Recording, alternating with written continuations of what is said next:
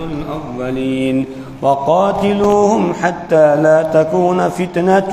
ويكون الدين كله لله فإن انتهوا فإن الله بما يعملون بصير صدق اللہ العظیم۔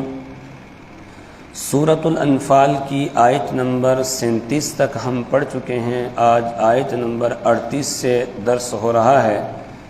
پچھلے درس میں ہم یہ پڑھ کر آئے تھے کہ کافر مشرکین یہ اپنا مال خرچ کرتے ہیں اسلام کے خلاف، لوگوں کو اسلام سے روکنے کے لیے۔ اللہ تعالیٰ نے بیان فرمایا کہ آج یہ مال خرچ کر رہے ہیں، کل ان کو اس پر حسرت ہوگی، افسوس ہوگا۔ ایک تو یہ کہ مال خرچ کر رہے تھے اسلام کے اس پودے کو ختم کرنے کے لیے اور اسلام کے اس چراغ کو بجھانے کے لیے، یہ ختم نہیں ہوگا، یہ بجھے گا نہیں بلکہ یہ اور روشن ہوتا چلا جائے گا، تو یہ سمجھیں گے کہ ہمارا مال خرچ کرنا یہ بیکار گیا۔ یا اسی طریقے سے کسی وقت مسلمانوں کے ساتھ ٹکراؤ ہوگا، جیسے غزوہ بدر میں ہوا، تو پھر وہ مال اور وہ ساز و سامان جو مسلمانوں کے خلاف استعمال کرنے کے لیے لے کر یہ گئے تھے، وہ مسلمانوں کے ہاتھ مال غنیمت کے طور پر آ جائے گا، اور پھر ان کے خلاف جب وہ استعمال ہوگا تو ان کو افسوس ہوگا، ان کو حسرت ہوگی کہ ہمارا ہی مال ہمارے ہی خلاف استعمال کیا جا رہا ہے۔ اور تیسرے نمبر پر یہ کہ اگر ان میں سے اللہ نے کسی کو ایمان کی توفیق دے دی تو ایمان قبول کرنے کے بعد پھر اس کو افسوس ہوگا کہ میں کتنا بیوقوف تھا کہ اللہ اور اللہ کے رسول صلی اللہ علیہ وسلم کا مقابلہ کرنے کے لیے میں مال خرچ کرتا تھا، وہ سارا بیکار گیا۔ اسی طریقے سے چوتھے نمبر پر یہ کہ جب یہ اللہ کے یہاں پہنچیں گے آخرت میں تو اس وقت بھی ان کو افسوس ہوگا، اور اس وقت یعنی اگر دنیا میں ایمان کی توفیق نہیں ہوئی تو آخرت میں افسوس کریں گے، اپنے ہاتھوں کو کاٹیں گے اور کہیں گے ہائے کاش ہم نے رسول پاک صلی اللہ علیہ وسلم کا مقابلہ نہ کیا ہوتا، ہم نے اسلام کا مقابلہ نہ کیا ہوتا، ہم نے ان کو دوست بنایا ہوتا اور ہم نے ایمان قبول کیا ہوتا تو آج ہمارا یہ حال نہ ہوتا، ہم جہنم میں نہ جاتے۔ اس وقت بھی ان کو افسوس ہوگا اس مال پر جو یہ مسلمانوں کے خلاف خرچ کرتے ہیں۔ اسی سلسلے کو آگے بڑھاتے ہوئے اللہ تعالیٰ یہ بیان فرما رہے ہیں کہ ٹھیک ہے انہوں نے مسلمانوں کے خلاف مال استعمال کیا، مسلمانوں کے خلاف برسرے پیکار ہو گئے آگے، لیکن اب بھی اللہ کی طرف سے ان کے لیے راستہ کھلا ہے۔ اگر اب بھی یہ توبہ کر لیں، اب بھی باز آ جائیں، اب بھی یہ مسلمانوں کے بھائی بن سکتے ہیں، اور جو کچھ آج تک ان سے ہوا ہے اللہ اس سب کو معاف کر دے گا۔ جو یہ رسول پاک صلی اللہ علیہ وسلم کا مقابلہ کرنے کے لیے آگے تھے، اللہ غفور الرحیم ہے، اللہ معاف کر دے گا۔ شرط یہ ہے کہ یہ باز آ جائیں اور اسلام کے اس درخت کے سائے میں آ جائیں، یہ ایمان قبول کر لیں، اللہ سب معاف کر دے گا۔ اسی کو بیان فرمایا قُلْ لِلَّذِينَ كَفَرُوا إِن يَنْتَهُوا يُغْفَرْ لَهُم مَّا قَدْ سَلَفَ۔ قُلْ اے میرے پیارے حبیب صلی اللہ علیہ وسلم آپ کہہ دیجئے لِلَّذِينَ كَفَرُوا ان لوگوں سے جنہوں نے کفر کیا ہے، إِن يَنْتَهُوا اگر وہ باز آ جائیں، یعنی اسلام اور مسلمانوں کی مخالفت سے باز آ کر ایمان قبول کر لیں، یغفر لہم ما قد سلف تو انہیں معاف کر دیا جائے گا جو گزر چکا، یعنی ان کے جو گزشتہ گناہ ہیں، جو ان گزشتہ ان کی نافرمانیاں ہیں، اللہ ان سب کو معاف کر دے گا۔ اللہ غفور الرحیم ہے، اللہ کتنا مہربان ہے اپنے بندوں پر کہ بندہ اللہ کے ساتھ جنگ کرنے کے لیے تیار ہو جاتا ہے۔ اللہ کے رسول صلی اللہ علیہ وسلم کے ساتھ جنگ کرنے کے لیے آ گیا اور آ کر جو ہے نقصان پہنچانے کی اس نے کوشش بھی کی، ناکام ہو کر واپس لوٹا، پھر بھی اللہ تعالیٰ یہ امید کی کرن انہیں دکھا رہا ہے کہ اب بھی اگر وہ باز آ جائیں ایمان قبول کر لیں اللہ ان کو معاف کر دے گا۔ اور کیا اللہ تعالیٰ نے معاف کیا۔ حضرت وحشی ابن حرب رضی اللہ تعالیٰ عنہ جنہوں نے سید الشہداء حضرت امیر حمزہ رضی اللہ تعالیٰ عنہ کو شہید کیا بے دردی کے ساتھ اور پھر جسم کے اعضاء کاٹے، جب وہ آ گیا ایمان قبول کیا تو رضی اللہ تعالیٰ عنہ بن جاتے ہیں، اللہ معاف کر دیتا ہے۔ اسی طریقے سے حضرت ہندہ رضی اللہ تعالیٰ عنہ یعنی ابو سفیان کی بیوی جس نے حضرت امیر حمزہ رضی اللہ تعالی عنہ کا کلیجہ چبانے کی کوشش کی تھی اور ان کے اعضاء کا ہار بنا کر اپنے گلے میں ڈالا تھا، تو یہ بھی آتی ہے، اس کو بھی یہ بھی اسلام کے دائرے میں جب آ گئی، اس کو بھی معاف کر دیا گیا۔ وہ جو خون کے پیاسے تھے، انہوں نے جب رسول پاک صلی اللہ علیہ وسلم کے عفو و کرم کو دیکھا فتح مکہ کے موقع پر کہ آپ نے تو یہ اعلان کروا دیا الیوم یوم المرحمہ کہ آج رحم و کرم کا دن ہے، آج عفو درگزر کا دن ہے، آج مکہ والوں سے بدلہ نہیں لیا جائے گا، آج حضرت بلال پر مظالم ڈانے والوں سے بدلہ نہیں لیا جائے گا، آج حضرت سمیہ رضی اللہ تعالی عنہا کے جسم کے 2 ٹکڑے کر دینے والوں سے بدلہ نہیں لیا جائے گا، آج حضرت حارث ابن ابی حالہ کے قاتلوں سے بدلہ نہیں لیا جائے گا، آج رسول پاک صلی اللہ علیہ وسلم کے جسم اطہر پر اوجڑی رکھنے والوں سے بدلہ نہیں لیا جائے گا، آپ کے راستے میں کانٹے بچھانے والوں سے بدلہ نہیں لیا جائے گا، آپ اور آپ کے ساتھیوں کو مکہ سے نکلنے پر مجبور کرنے والوں سے بدلہ نہیں لیا جائے گا، بلکہ من القى السلاح فهو آمن، جو آج ہتھیار ڈال دے گا اس سے امان ہے، من دخل دار ابی سفیان فهو آمن، جو ابو سفیان کے گھر میں چلا جائے گا اس سے امان ہے، من دخل المسجد الحرام فهو آمن، جو مسجد الحرام میں چلا جائے گا اس سے امان ہے، من اغلق بابہ فهو آمن، جو اپنے گھر کا دروازہ بند کر دے گا اس سے امان ہے۔ اور پھر جب مکہ والے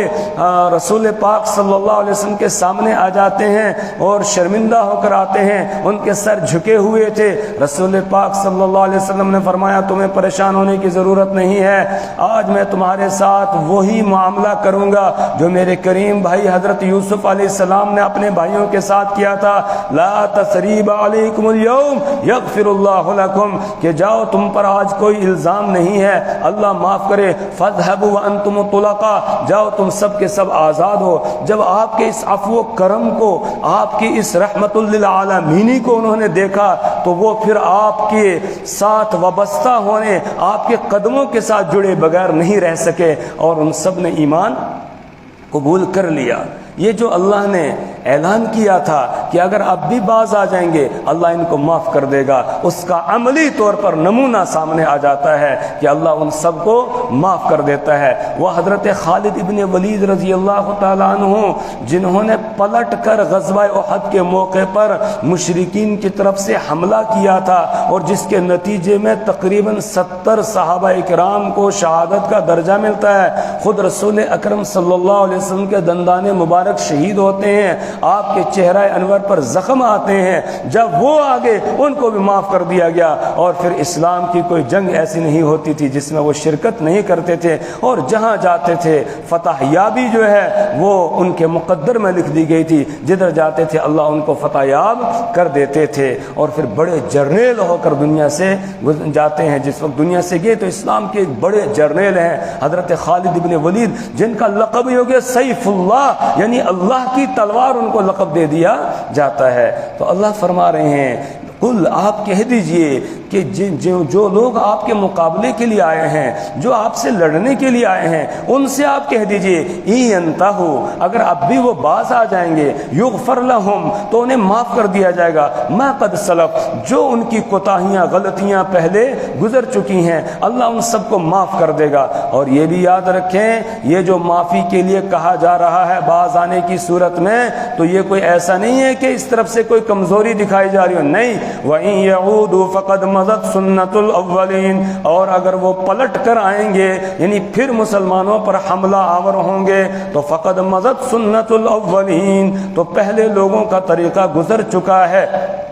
پہلے لوگوں کا دستور گزر چکا ہے کہ جن نے نبی کے ساتھ مقابلہ کیا اور جنہوں نے نبی کی بات کو جھٹلایا تو ان کو اللہ تعالیٰ نے سزا دی ہے۔ قوم نوح کی تاریخ کو اٹھا کر دیکھ لیں، انہوں نے حضرت نوح علیہ السلام کا مقابلہ کیا، نوح علیہ السلام کی بات نہیں مانی، ان کی تکذیب کی، تو آخر اللہ تعالیٰ نے ان کو غرق کر دیا۔ اسی طریقے سے قوم عاد ہے، قوم سمود ہے، فَأَمَّا ثَمُودُ فَأُهْلِكُوا بِالطَّاغِيَةِ وَأَمَّا عاد فأهلكوا بريح صرصر عاتيہ، قوم سمود کو دیکھو، ان کو ایک چیخ کے عذاب کے ذریعے سے اللہ نے ہلاک کر دیا، اور قوم عاد کو دیکھو، ان کو تیز اور تند ہوا کے ذریعے سے ہلاک کر دیا گیا، قوم شعیب ہے ان کو ہلاک کیا گیا، قوم لوط ہے ان کو ہلاک کیا گیا، جو پیغمبر کی تکذیب کرنے والے تھے ان سب کو اللہ تعالیٰ نے ہلاک کر دیا۔ اسی طرح اگر یہ باز نہیں آئیں گے، یہ پلٹ پلٹ کر مسلمانوں کے خلاف حملہ آور ہوں گے، تو پھر اللہ ان کو بھی سزا دے گا اس دستور کے مطابق، کیونکہ اللہ تعالیٰ یہ اعلان کر چکا ہے اِنَّا لَنَنصُرُ رُسُولَنَا وَالَّذِينَ آمَنُوا، کہ ہم مدد کریں گے اپنے رسولوں کی اور ایمان والوں کی، اور اللہ یہ کہہ چکا ہے، یہ اعلان کر چکا ہے وَلَقَدْ سَبَقَتْ كَلِمَتُنَا لِعِبَادِنَا الْمُرْسَلِينَ إِنَّهُمْ لَهُمُ الْمَنْصُورُونَ وَإِنَّ جُنْدَنَا لَهُمُ الْغَالِبُونَ، کہ ہماری طرف سے یہ بات پہلے ہی طے ہو چکی ہے کہ ہم اپنے پیغمبروں کی مدد کریں گے، اور إِنَّهُمْ لَهُمُ الْمَنْصُورُونَ، اور ہمارے پیغمبر وہ مدد کیے جائیں گے، وَإِنَّ جُنْدَنَا لَهُمُ الْغَالِبُونَ، اور ہمارا لشکر یعنی جو میری خاطر لڑنے والے ہیں وہی غالب آئیں گے۔ یہ اللہ تعالیٰ پہلے ہی اعلان کر چکا ہے، یہ اللہ کا دستور چلا آ رہا ہے، تو لہٰذا اگر یہ نہیں باز آئیں گے، پلٹ کے حملہ آور ہوں گے، پھر برے انجام کے لیے تیار رہیں۔ اور برا انجام ان کا کیا ہوگا؟ کیا اب آسمان پھٹے گا اور ان پر عذاب آئے گا؟ کیا آسمان سے کوئی عذاب آئے گا؟ یا زمین پھٹے گی اور ان کو دھسا دیا جائے گا؟ یا کوئی اور عذاب، کوئی آفت ان پر آئے گی؟ کہاں نہیں نہیں، اب اللہ ان کو سزا دے گا مسلمانوں کے ہاتھوں سے، اس لیے آگے مسلمانوں کو حکم دیا جا رہا ہے وَقَاتِلُوهُمْ حَتَّى لَا تَكُونَ فِتْنَةٌ، کہ ایمان والو تم ان کے ساتھ جنگ کرو، ان کے ساتھ لڑتے رہو، کب تک؟ حَتَّى لَا تَكُونَ فِتْنَةٌ، یہاں تک کہ فتنہ نہ رہے، فتنہ ختم ہو جائے۔ فتنہ کیا ہے؟ کفر فتنہ ہے، شرک فتنہ ہے، یعنی کفر کا زور جب تک نہیں ٹوٹے گا، شرک کا زور نہیں ٹوٹے گا، تب تک فتنہ ختم نہیں ہوگا۔ تو فتنہ ختم کرنا یہ مقصد ہے۔ جہاد کا مقصد یہ نہیں ہے کہ ملک حاصل کیا جائے، جہاد کا مقصد یہ نہیں ہے کہ مال و دولت کو اکٹھا کیا جائے، جہاد کا مقصد یہ نہیں ہے کہ قتل و غارت گری جو ہے وہ مچائی جائے، نہیں، بلکہ جہاد کا مقصد ہے فتنے کو ختم کرنا۔ جب فتنہ ختم ہو جائے بس جہاد کا مقصد پورا ہو گیا، اعلاء کلمت اللہ، یہ جہاد کا مقصد ہے۔ ملک گیری، ملک حاصل کرنا یہ مقصد نہیں ہے، مال و دولت اکٹھا کرنا یہ مقصد نہیں ہے۔ اس لیے حکم دیا گیا قاتلوہم، ان کے ساتھ قتال کرو، حتی لا تکون فتنۃ، یہاں تک کہ فتنہ ختم ہو جائے، ویکون الدین کلہ للہ، اور دین سارا کا سارا اللہ کے لیے ہو جائے، یعنی اللہ کا قانون نافذ ہو جائے، اللہ کا قانون نافذ ہو جائے، بندوں کا بنایا ہوا جو قانون ہے جس میں بندوں کے لیے نقصان ہی نقصان ہے، نفع کچھ بھی نہیں ہے، وہ ختم ہو جائے اور اللہ کا قانون نافذ ہو جائے زمین کے اوپر۔ اس زمین کو اللہ نے بنایا، اللہ نے پیدا کیا ہے، آسمان کو اللہ نے پیدا کیا ہے، تو اس آسمان و زمین کے درمیان میں اللہ ہی کا قانون نافذ ہونا چاہیے، کوئی دوسرا قانون نہ ہو۔ اللہ کا قانون نافذ ہوگا، سارے لوگ سکون کے ساتھ جئیں گے، سب حق والوں کو حق ملے گا، اور فتنہ اور فساد، ظلم اور زیادتی کا خاتمہ ہو جائے گا، عدل و انصاف قائم ہو جائے گا۔ تو کہا یہ فتنہ ہے، فتنے کو ختم کرنے کے لیے تم لڑتے رہو، وَيَكُونَ الدِّينُ كُلُّهُ لِلَّهِ، یہاں تک کہ دین سارا کا سارا اللہ کے لیے ہو جائے۔ فَإِنِ انْتَهَوْا فَإِنَّ اللَّهَ بِمَا يَعْمَلُونَ بَصِيرٌ، فَإِنِ انْتَهَوْا، پس اگر وہ باز آ جائیں، یعنی ابھی نہیں باز آئے، پلٹ کے حملہ کرتے رہے، پھر بھی ان کو دوبارہ جو ہے ان کو یہ امید کی کرن دکھائی جا رہی ہے کہ اگر اب بھی وہ باز آ جائیں تو فإن اللہ بما يعملون بصیر، تو بے شک اللہ تعالیٰ ان کے اعمال کو دیکھ رہا ہے، یعنی باز آ جائیں اور اسلام کے سائے میں آ جائیں تو مسلمانوں اب تمہیں اس پر شک کرنے کی گنجائش نہیں ہے کہ تم کہو شاید انہوں نے جان بچانے کے لیے کلمہ پڑھ لیا ہوگا، اپنے مال کو بچانے کے لیے کلمہ پڑھ لیا ہوگا۔ نہیں، اللہ ان کے اعمال کو دیکھ رہا ہے، تم ظاہر کے مکلف ہو، ظاہر میں جب وہ تمہارے بھائی بن گئے اب ایک دم جنگ کو روک دو، اب تمہیں آگے جنگ کرنے کی اجازت نہیں ہے۔ وَإِن تَوَلَّوْا فَاعْلَمُوا أَنَّ اللَّهَ مَوْلَاكُمْ، اور اگر وہ باز نہ آئیں بلکہ وہ روگردانی کریں، وَإِن تَوَلَّوْا، اور اگر وہ روگردانی کریں یعنی اسلام کے سائے میں نہ آئیں، فَاعْلَمُوا، تو ایمان والو جان لو، ان اللہ مولاکم، اس بات کو جان لو کہ اللہ تعالیٰ تمہارا کار ساز ہے، اللہ تمہارے کام بنانے والا ہے، اللہ تمہارا دوست ہے، اللہ تمہارا کار ساز ہے، اس لیے تمہیں ڈرنے اور گھبرانے کی ضرورت نہیں ہے۔ نعم المولا و نعم النصیر، اور اللہ تعالیٰ نعم المولا بہترین کار ساز ہے، و نعم النصیر اور بہترین مددگار ہے، اس لیے تم اللہ کے ساتھ لو لگاؤ، اللہ پر بھروسہ کرو، نہ اپنی تعداد پر بھروسہ ہو، نہ ساز و سامان پر بھروسہ ہو، بلکہ اللہ پر بھروسہ ہو۔ ہاں اپنے بس میں جتنا ہے اتنا تیاری کر لینی چاہیے، اس کے بعد پھر بھروسہ کس پر ہو؟ اللہ پر ہو، اللہ معین اور مددگار ہے۔ شروع صورت میں ہم پڑھ کر آئے تھے یسألونک عن الانفال قل الانفال للہ والرسول، کہ یہ آپ سے مال غنیمت کے بارے میں پوچھ رہے ہیں، تو وہاں یہ جواب دیا تھا آپ کہہ دیجئے مال غنیمت تو اللہ اور اس کے رسول کا حق ہے، اللہ اور اس کے رسول کا حق ہے۔ یعنی یہ سوال نہ پیدا کرو کہ کون یہ مال غنیمت کیسے تقسیم کیا جائے گا، کس طریقے سے ہوگا، کس کو کتنا حصہ ملے گا، کس کو ملے گا، کس کو نہیں ملے گا۔ اتنا یاد رکھو کہ مال غنیمت اللہ کا حق ہے اور اللہ کے رسول صلی اللہ علیہ وسلم کا حق ہے، اللہ اور اس کا رسول اس کا مالک ہے، بس تمہیں زیادہ اس کے بارے میں سوال کرنے کی ضرورت نہیں ہے۔ پھر اس کے بعد ذہن بنایا گیا کہ مال غنیمت تمہیں حاصل کیسے ہوا، کس طرح ہوا، تو وہاں سے لے کر یہاں تک وہی ذہن بنایا گیا اور بتایا گیا اللہ نے کس طرح تمہاری مدد کی، کیسے اللہ تم کو لے کر آ گیا۔ تم آنا نہیں چاہتے تھے بدر میں، لیکن اللہ تم کو کھینچ کر یہاں لایا ہے تاکہ حق کا حق ہونا، باطل کا باطل ہونا ظاہر ہو جائے۔ تو جو مال تمہارے پاس آیا ہے مشرکین کا، یہ اللہ نے دلایا ہے، اللہ کی مدد شامل حال نہ ہوتی تو تمہارے ہاتھ یہ نہ لگتا۔ اور جہاں بھی مال غنیمت میں مال آئے گا وہ اللہ ہی دلانے والا ہے، اللہ اس کا مالک ہے، اور جب اللہ اس کا مالک ہے اللہ خود اس کے مصرف کو بیان کر دے گا، تمہیں اس کے بارے میں سوالات اٹھانے کی ضرورت نہیں ہے۔ یہ ذہن بنایا گیا یہاں تک۔ اب آگے مسئلہ بیان کیا جا رہا ہے کہ وَاعْلَمُوا أَنَّمَا غَنِمْتُم مِّن شَيْءٍ فَأَنَّ لِلَّهِ خُمُسَهُ وَلِلرَّسُولِ وَلِذِي الْقُرْبَى وَالْيَتَامَى وَالْمَسَاكِينِ وَابْنِ السَّبِيلِ وَاعْلَمُوا، اور جان لو، أَنَّمَا غَنِمْتُم مِّن شَيْءٍ، کہ جو بھی تم غنیمت حاصل کرو، من شیء کسی بھی چیز کی، یعنی کوئی بھی چیز تمہیں غنیمت میں ملے تو پہلی بات یاد رکھو فَأَنَّ لِلَّهِ خُمُسَهُ، تو اللہ کے لیے ہے اس کا 5واں حصہ۔ فَأَنَّ، تو بے شک، للہ اللہ کے لیے ہے، خُمُسَهُ اس کا 5واں حصہ، مطلب جو بھی مال غنیمت ہاتھ آئے گا سب سے پہلے اس کے 5 حصے کیے جائیں گے، ان میں سے ایک حصہ اللہ کے لیے نکالا جائے گا، وللرسول، اور رسول پاک صلی اللہ علیہ وسلم کے لیے ہوگا۔ پھر اللہ اس 5ویں حصے کا مصرف آگے بیان کرتا ہے، باقی 4 حصے جو ہوں گے وہ غانمین کے درمیان، جو لوگ شریک ہوئے تھے اس غزوے میں، ان کے درمیان تقسیم کیے جائیں گے۔ اور اس میں بھی پھر تفصیل ہے کہ جو